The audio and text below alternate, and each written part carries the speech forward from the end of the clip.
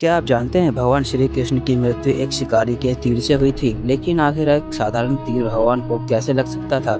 इसके पीछे छुपा है महाभारत के बाद का सबसे बड़ा रहस्य। महाभारत का विनाशकारी युद्ध समाप्त हो चुका था, कौरवों का अंत हो गया था और धर्म की विजय हुई थी। लेकिन इस युद्ध ने पूरी पृथ्वी को दुख और विनाश से भर दिया था। जब गांधारी ने अपने पुत्रों को मृत देखा तो वह दुख और क्रोध से भर गई। उन्होंने भगवान कृष्ण से कहा, जिस प्रकार मेरा वंश समाप्त हुआ वैसे ही तुम्हारा यादव वंश भी समाप्त होगा।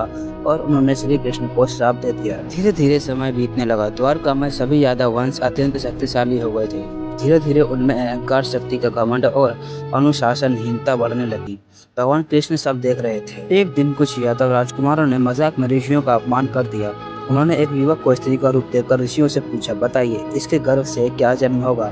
ऋषि क्रोधित हो गए। गुस्से में ऋषियों ने कहा, इसके गर्भ से लोहे का मूसल जन्म लेगा और वही पूरे यादव वंश का विनाश करेगा। कुछ समय बाद सचमुच लोहे का मूसल प्रकट हुआ। पूरा द्वारका डर गया। राजा उग्रसेन ने आदेश दिया कि उस मूसल को पीसकर समुद्र में फेंक दिया जाए, लेकिन उसका एक छोटा सा टुकड़ा बच गया। किसी ने उस पर ध्यान नहीं दिया। धीरे धीरे श्राप सच होने लगा। एक दिन यादव आपस में लड़ने लगे। समुद्र किनारे उगी घास लोहे जैसी कठोर बन गई और उसी से पूरा यादव वंश नष्ट हो गया। यह सब देखकर बलराम जी शांत होकर समुद्र किनारे चले गए। उन्होंने ध्यान लगाया और उनकी आत्मा दिव्य शेषनाग रूप में बाहर निकल गई। अब भगवान कृष्ण अकेले रह गए थे। वे जानते थे कि पृथ्वी पर उनका कार्य समाप्त हो चुका है। वे जंगल की ओर चले गए और एक पीपल के वृक्ष के नीचे ध्यान लगाने लगे। उसी जंगल में जरा नाम का एक शिकारी घूम रहा था। उसे दूर से कृष्ण जी का पैर हिरण जैसा दिखाई दिया। उसने बिना सोचे तीर चला दिया। तीर धीरे से भगवान कृष्ण के पैर में जाकर लगा। जैसे ही शिकारी वहां पहुंचा, वह डर से कांपने लगा।